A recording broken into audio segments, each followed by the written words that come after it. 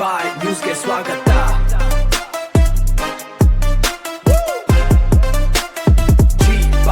ಶಿಡ್ಲಘಟ್ಟದಲ್ಲಿ ಮಾಜಿ ಪ್ರಧಾನಿ ಎಚ್.ಡಿ. ದೇವೇಗೌಡರ ಹುಟ್ಟುಹಬ್ಬದ ಸಂಭ್ರಮ ಮನೆ ಮಾಡಿದೆ. ಶಾಸಕ ಬಿಎನ್ ರವಿಕುಮಾರ್ ನೇತೃತ್ವದಲ್ಲಿ ಜೆಡಿಎಸ್ ಪಕ್ಷದ ಮುಖಂಡರು, ಕಾರ್ಯಕರ್ತರು ಹಾಗೂ ಅಭಿಮಾನಿಗಳು ಅದ್ದೂರಿಯಾಗಿ ಜನ್ಮದಿನವನ್ನು ಆಚರಿಸಿದರು. ದಿನದ ಆರಂಭದಲ್ಲಿ ನಗರದ ತಾಲೂಕು ಸರ್ಕಾರಿ ಆಸ್ಪತ್ರೆಗೆ ಭೇಟಿ ನೀಡಿದ ಶಾಸಕರು ಹಾಗೂ ಅಭಿಮಾನಿಗಳು ಅಲ್ಲಿನ ರೋಗಿಗಳಿಗೆ ಹಣ್ಣು ಹಂಪಲು, ಹಾಲು ಮತ್ತು ಬ್ರೆಡ್ ವಿತರಿಸುವ ಮೂಲಕ ಸಾರ್ಥಕವಾಗಿ ಸಂಭ್ರಮಿಸಿದರು. ನಂತರ ನಗರದ ಬಾಲಾಜಿ ಕಲ್ಯಾಣ ಮಂಟಪದಲ್ಲಿ ಸಾವಿರಾರು ಕಾರ್ಯಕರ್ತರ ಸಮ್ಮುಖದಲ್ಲಿ ಬೃಹತ್ ವೇದಿಕೆ ಕಾರ್ಯಕ್ರಮ ಆಯೋಜಿಸಲಾಗಿತ್ತು. ಈ ವೇಳೆ ಅದ್ದೂರಿಯಾಗಿ ಕೇಕ್ ಕತ್ತರಿಸುವ ಮೂಲಕ ನೆಚ್ಚಿನ ನಾಯಕನಿಗೆ ಹುಟ್ಟುಹಬ್ಬದ ಶುಭಾಶಯಗಳನ್ನು ಕೋರಲಾಯಿತು.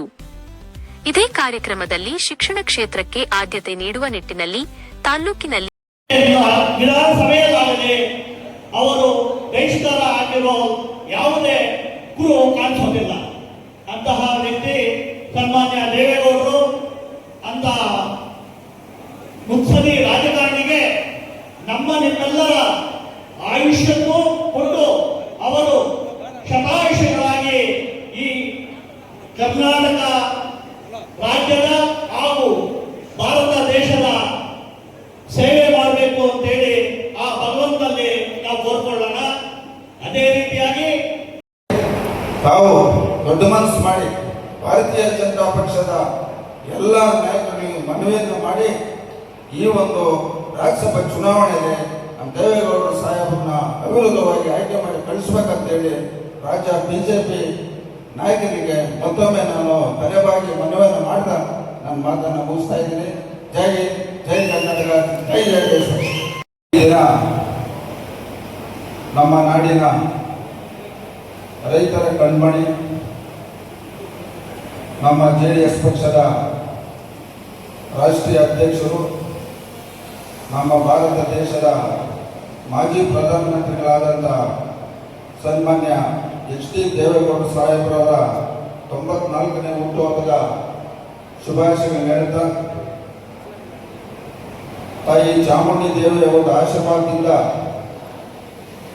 ಇವತ್ತು ಅವರಿಗೆ ಈ ರಾಜ್ಯದಲ್ಲಿರ್ತಕ್ಕಂಥ ಎಲ್ಲ ಜೆಡಿಎಸ್ ಪಕ್ಷದ ಮುಖಂಡರು, ಕಾರ್ಯಕರ್ತರು ಇವತ್ತು ಎಲ್ಲ ದೇವಾಲಯಗಳಲ್ಲಿ ವಿಶೇಷ ಪೂಜೆಯನ್ನು ಸಲ್ಲಿಸಿ ಮಾನ್ಯ ದೇವೇಗೌಡರು ಸಾಹೇಬರಿಗೆ ದೀರ್ಘ ಆಯುಷ್ ಕೊಡಲಿ ಅಂತೇಳಿ ಇವತ್ತು ಎಲ್ಲರೂ ಸಂಕಲ್ಪವನ್ನು ಮಾಡಿದ್ದಾರೆ.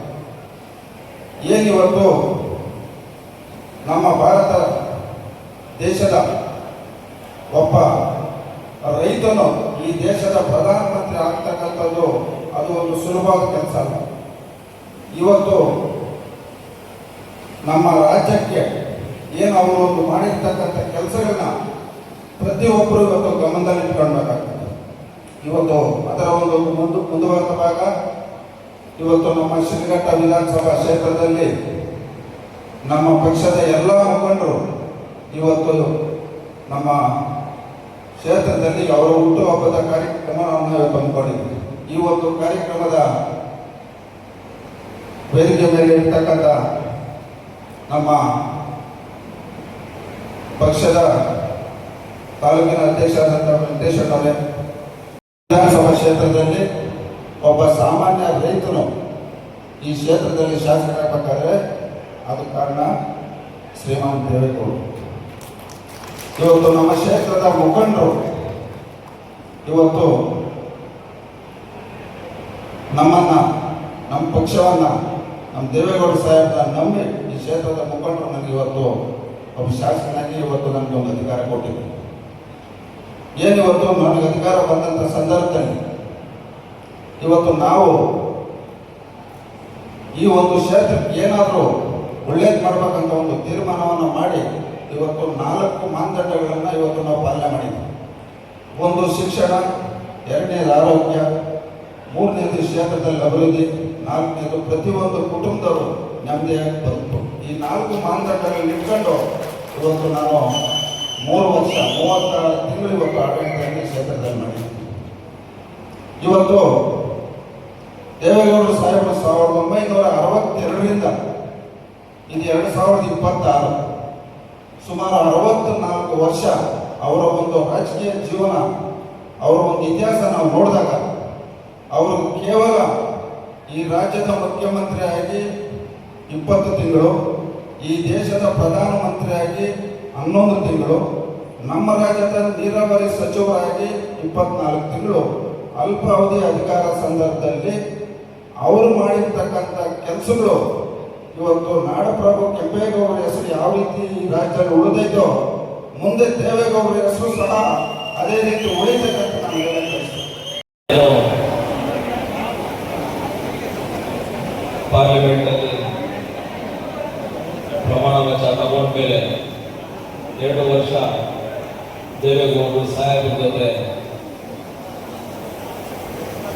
ಕಾಲ ಕಳೆದಿದ್ದೀನೋ, ಅವ್ರ ಹತ್ರ ಏನು ತಿಳ್ಕೊಂಡಿದ್ದೀನೋ ಅಂತ ಹೇಳಕ್ಕೆ ಮಾತುಗಳು ಸಾಕಾಗಲ್ಲ. ಅವರು ರಾಜಕೀಯದಲ್ಲಿ ಒಂದು ಏನು ಎನ್ಸೈಕ್ಲೋಪೀಡಿಯಾ ಅಂತಾರೆ, ಅದಕ್ಕಿಂತ ಜಾಸ್ತಿ ಸಮುದ್ರನೋ ಇಲ್ಲಾಂದ್ರೆ ಓಷನ್ ಅಂತಿರೋ, ಓಷನ್ ಆಫ್ ನಾಲೆಜ್ ಅಂತಿರೋ, ಅದು ಕಡಿಮೆ ಅನಿಸುತ್ತೆ.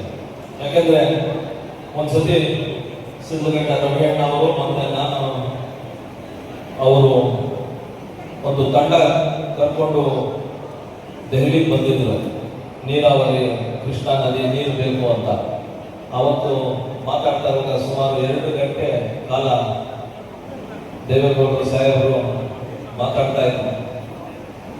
ಎಳೆಯಾಗಿ ಕಾವೇರಿ ಬಗ್ಗೆ, ಕೃಷ್ಣಾ ನದಿ ಬಗ್ಗೆ, ತುಂಗಭದ್ರಾ ಬಗ್ಗೆ ಏನೇನು ಹೇಳಬೇಕಾಗಿತ್ತೋ ಎಲ್ಲ ಹೇಳಿ ಕೊನೆಗೆ ಇದು ಏನಾದ್ರು ಸಾಧ್ಯ ಆಗುತ್ತೆ ಅಂದರೆ ಅದು ಈ ಇರುವ ಪ್ರಧಾನಮಂತ್ರಿಗಳು ಮೋದಿಯಿಂದ ಹಾಗೇ ಆಗುತ್ತೆ. ನೀವು ಏನು ಈ ನಿಟ್ಟಿನಲ್ಲಿ ನೀವು ಎಲ್ಲ ಶಾಸಕರು, ಕೋಲಾರ ಮತ್ತು ಚಿಕ್ಕಬಳ್ಳಾಪುರ ಜಿಲ್ಲೆಯ ಶಾಸಕರು ಏನು ಬಂದು ನನ್ನ ಮಾತಾಡ್ತಾ ಇದ್ರು, ಅದು ಸಾಧ್ಯವಾಗುತ್ತೆ 2028 ಅದು ಮಾಡೇ ಮಾಡ್ತೀನಿ ಅಂತ ಒಂದು ನಂಬಿಕೆ ನಮ್ಗೆ ಕೊಟ್ಟರು.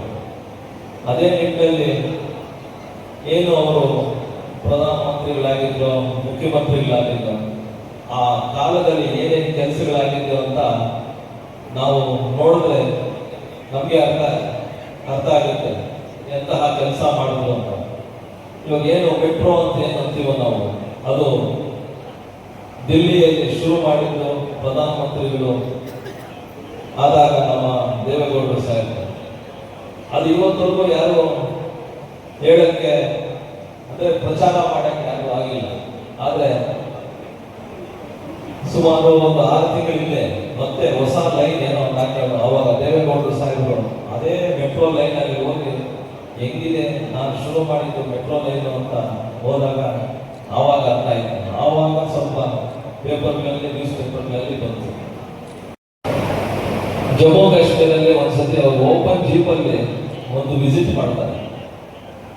ಪ್ರಧಾನಮಂತ್ರಿಗಳಾದಾಗ ಏನು ಇವಾಗ ಸ್ಪೆಷಲ್ ಫೋರ್ಸಸ್ ಅಂತ SPG ಅಂತ ಏನು ಹೇಳ್ತಾರ, ಅವಾಗ ಇದು ಆಗಲ್ಲ, ನೀವು ಹೋಗಕ್ಕೆ ಒಂದು ಪ್ರಧಾನಮಂತ್ರಿ ಅಂತಾಗ ದೇಶದ ಜನತೆ ನನಗೆ ಈ ಅವಕಾಶ ಕೊಟ್ಟಿದ್ದಾರೆ, ಇಲ್ಲಿರುವ ಪರಿಸ್ಥಿತಿ ಏನು ಅಂತ ತಿಳ್ಕೋಬೇಕು ಅಂದಾಗ ಜಮ್ಮು ಕಾಶ್ಮೀರದಲ್ಲಿ ಓಪನ್ ಜೀಪಲ್ಲಿ ಹೋಗಿ ಇನ್ಸ್ಪೆಕ್ಷನ್ ಮಾಡ್ತಾರೆ.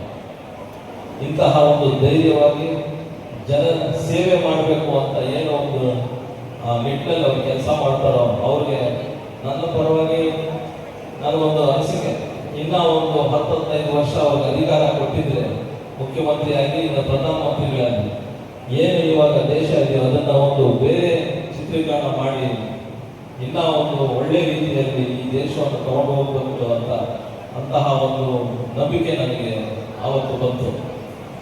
ಏನು ಪಂಜಾಬಲ್ಲಿ ರೈತರಿಗೆ ಉಪಯೋಗ ಆಗಬೇಕು ಅಂದ್ರೆ ಅಲ್ಲಿ ಪಂಜಾಬ್ ರೈತರು ಒಂದು ರೈಸ್ ಮೇಸ್ ಅಂತೇನಂತೀರೋ ಅದನ್ನ ತಳಿನೇ ಅವರ ಹೆಸರಲ್ಲಿ ಕೊಟ್ಟಿದ್ದಾರೆ.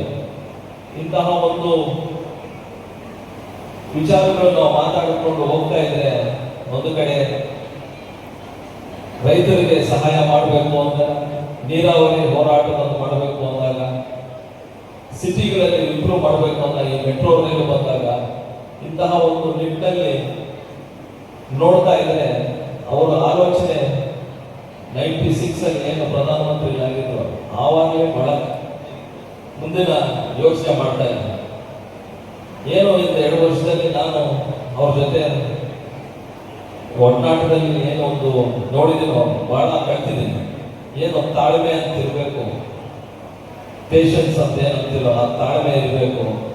ರಾಜಕೀಯವಾಗಿ ಯಾರಾದರೂ ಒಂದು ಬಂದು ಹೇಳಿದ್ರೆ ಅದನ್ನ 3-4 ಕಡೆಯಿಂದ ಯೋಚನೆ ಮಾಡಿ ಏನು ಸೂಕ್ತವಾಗುತ್ತೆ, ಜನತೆಗೆ ಏನು ಸೂಕ್ತವಾಗುತ್ತೆ, ಪಾರ್ಟಿಗೆ ಏನು ಸೂಕ್ತ ಆಗುತ್ತೆ ಅಂತಹ ಕೆಲಸ ಮಾಡಬೇಕು ಅಂತ ಅಲ್ಲಿ ಅವ್ರ ಹತ್ರ ಕಲ್ತ್ಕೊಂಡೆ. ಒಂದು ಕಡೆ ಕುಮಾರಸ್ವಾಮಿ ಬೇಕು ಅಂತ ನೀವು ಒಂದು ಪ್ರಶ್ನೆ ಕೇಳಿದಾಗ,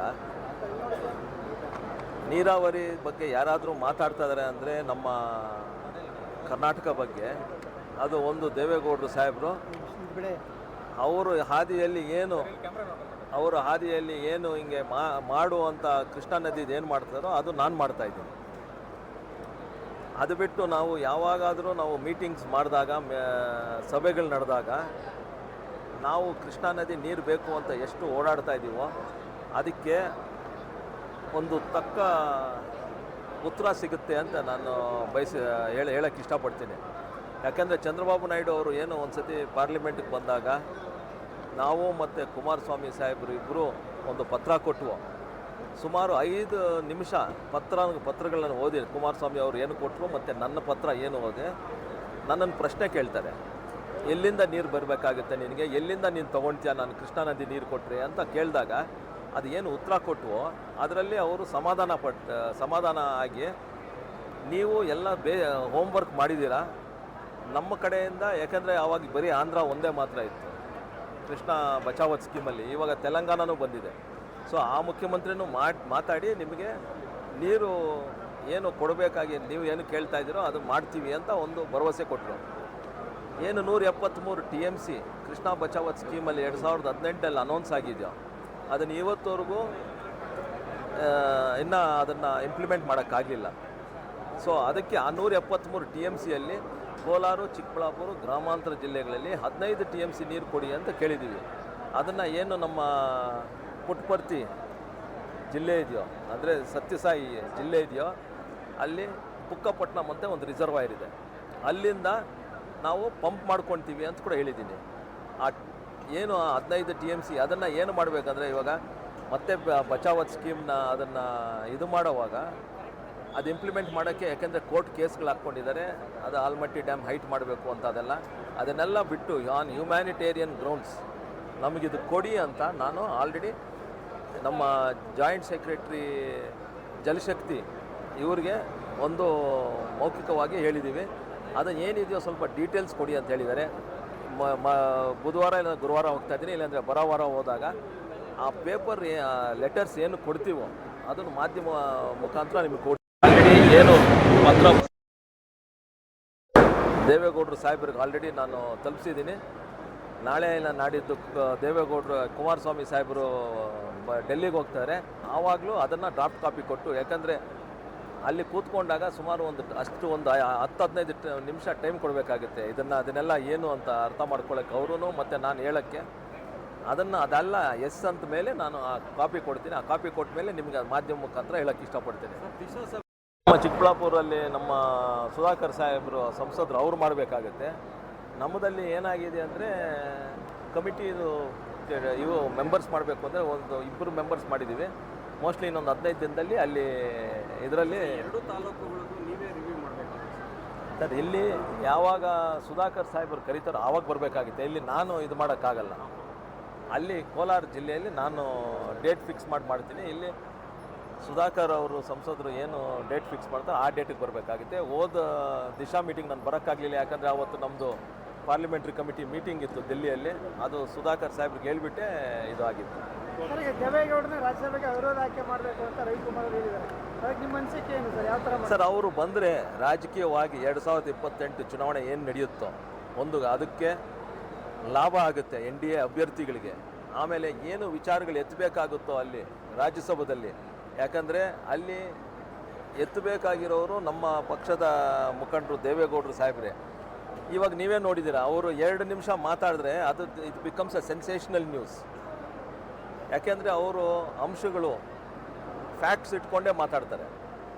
ಅದು ಏನು ಅಂದರೆ ಅದು ಒಂದು ಸೂಚನೆ ಕೊಡುತ್ತೆ ಬೇರೆ ಪಕ್ಷಗಳಿಗೆ ಮತ್ತು ನಮ್ಮ ಬಿ ಜೆ ಪಿ ಮುಖಂಡರಿಗೆ ಮತ್ತು ಏನು ನಾಯಕರು ಇದ್ದಾರೋ ಅಲ್ಲಿ JP ನಡ್ಡಾ ಸಾಹೇಬ್ರು ಇರ್ಬೋದು, ಇಲ್ಲಾಂದರೆ ಅಮಿತ್ ಶಾ ಸಾಹೇಬ್ರು ಇರ್ಬೋದು, ಇಲ್ಲಾಂದರೆ ಮೋದಿ ಸಾಹೇಬ್ರು ಇರ್ಬೋದು, ಅವ್ರು 3 ಜನಕ್ಕೆ ಅರಿವು ಮೂಡಿಸ್ತಾ ಇದ್ದಾರೆ. ಅಂದರೆ ಹಿಂಗಿದೆ ಅಂತ. ದೇವೇಗೌಡರು ಮತ್ತೆ ರಾಜ್ಯಸಭೆಗೆ ಸ್ಪರ್ಧೆ ಮಾಡ್ತಾರಾ ಅಥವಾ ವಿರೋಧ ಆಯ್ಕೆ ಮಾಡ್ತೀರಾ ಅಥವಾ ಬರಬೇಕನ್ನೋ ಡಿಮ್ಯಾಂಡ್ ಇದೆಯಾ? ನಮಗೆ ಕರ್ನಾಟಕ ಜನತೆಗೆ ಉಪಯೋಗ ಆಗುತ್ತೆ, ಇಡೀ ದೇಶಕ್ಕೆ ಉಪಯೋಗ ಆಗುತ್ತೆ. ಅವರು ಪೊಲಿಟಿಕಲ್ ಲೈಫ್, ಅವರು ಪೊಲಿಟಿಕಲ್ ಏನು ನಾನು ಆವಾಗಲೇ ಹೇಳಿದಾಗ ಎನ್ಸೈಕ್ಲೋಪೀಡಿಯಾ ಅಂತ ಏನು ಹೇಳ್ತಾರೋ, ಅದರಿಂದ ಇಡೀ ದೇಶಕ್ಕೆ ಒಳ್ಳೆಯದಾಗುತ್ತೆ, ಕರ್ನಾಟಕ ರಾಜ್ಯಕ್ಕೆ ಒಳ್ಳೆಯದಾಗುತ್ತೆ ಅಂತ ಒಂದು ಮನವಿ ಮಾಡ್ತಾ ಇದ್ದೀವಿ ನಾವು. ಚುನಾವಣೆಯಲ್ಲಿ ಸ್ಪರ್ಧೆ ಮಾಡಲ್ಲ, ಅವಿರೋಧವಾಗಿ ಅವ್ರು ಕಂಟಿನ್ಯೂ ಮಾಡಬೇಕು ಅಂತ ಕಂಟಿನ್ಯೂ ಮಾಡಿಸಿ ಅಂತ ನಾವು ಕೇಳ್ತಾ ಇದ್ದೀವಿ. Thank you sir.